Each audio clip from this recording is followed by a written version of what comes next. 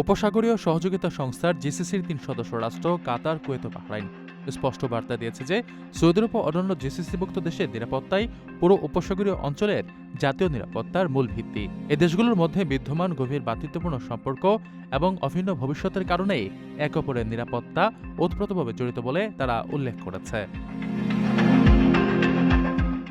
ইয়েমেনের চলমান পরিস্থিতির উপর কাতার ও কুয়েত কড়া নজর রাখছে এবং তারা দেশটির বৈধ সরকারের প্রতি পূর্ণ সমর্থন পুনর্ব্যক্ত করে। কাতারের পররাষ্ট্র মন্ত্রণালয় এক বিবৃতিতে ইয়েমেনের ঐক্য ও অখণ্ডতা রক্ষার ওপর জোর দেওয়ার পাশাপাশি সৌদি আরব ও সংযুক্ত আরব আমিরাত যেভাবে আঞ্চলিক স্বার্থকে প্রাধান্য দিয়ে জিসিসি সনদের নীতি মেনে প্রতিবেশী সুলভ আচরণ বজায় রাখছে তার ভূয়সী প্রশংসা করেছে। একইভাবে কুয়েতও জানিয়েছে আলাপ আলোচনা ও কূটনৈতিক পন্থাই হল এ অঞ্চলের শান্তি, নিরাপত্তা ও স্থিতিশীলতা ফিরিয়ে আনার একমাত্র কার্যকর পথ।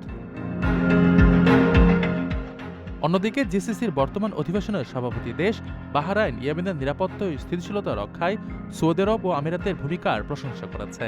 বাহরাইনের পররাষ্ট্র মন্ত্রণালয় আশাবাদ ব্যক্ত করে জানিয়েছে, জিসিসির কাঠামোর মধ্য থেকে যেকোনো মতপার্থক্য দূর করার মতো প্রজ্ঞা সৌদি আমিরাতের নেতৃত্বে রয়েছে। সকল পক্ষ ইয়েমেনের একটি স্থায়ী রাজনৈতিক সমাধানের আহ্বান জানিয়েছে, যা জাতিসংঘের প্রস্তাবনা মেনে দেশটির সার্বভৌমত্ব রক্ষা করবে।